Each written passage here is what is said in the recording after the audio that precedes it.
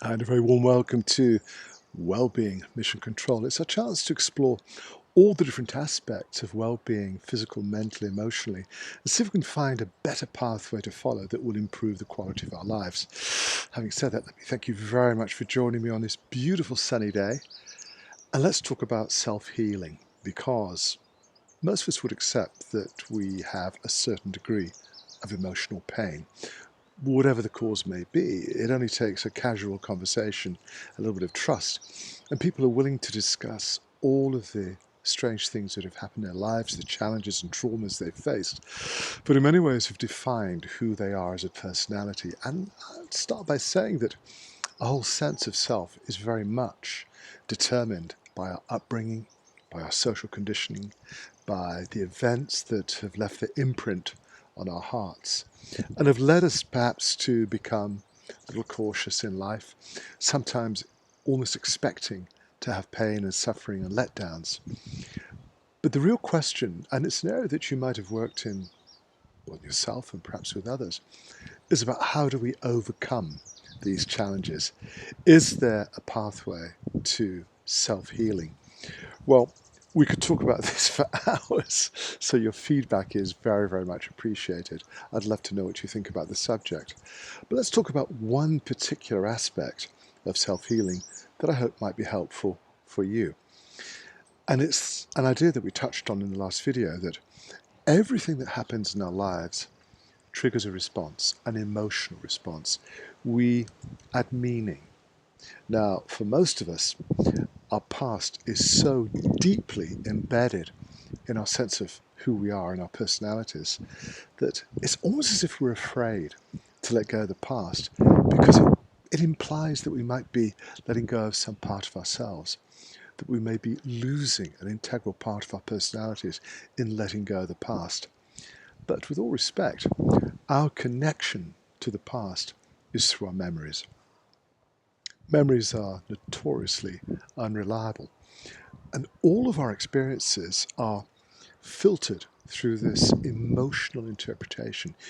If things happen and we add meaning, things happen and we automatically recall with a lot of intensity the emotions of the event, whether it's happy, sad, difficult, traumatic, whatever.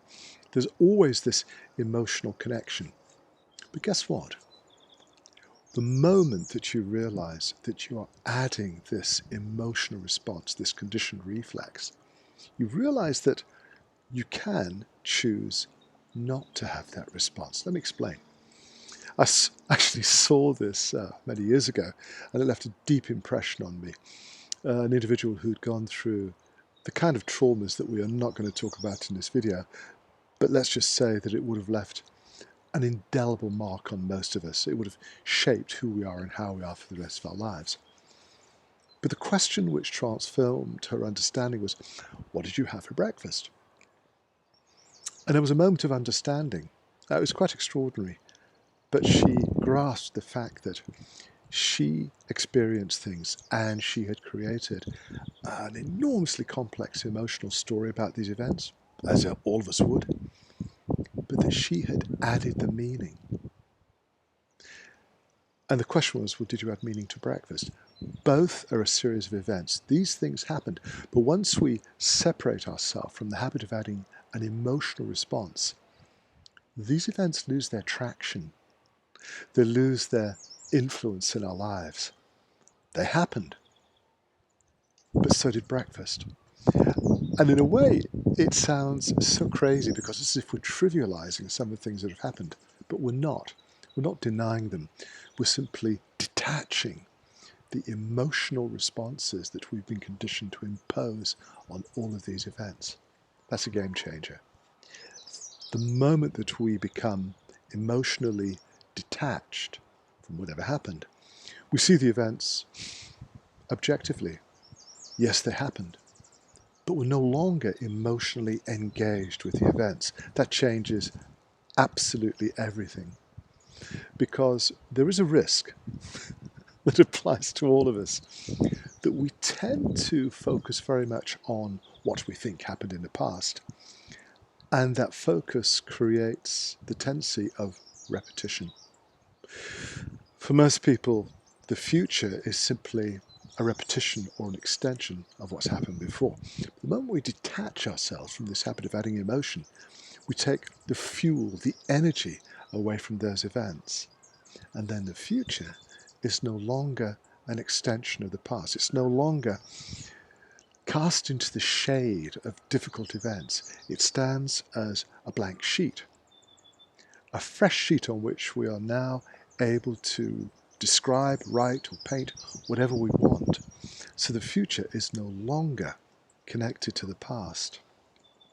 For most of us, that's a crazy idea because we are so deeply connected to what we think happened. It's almost an integral part of our personality.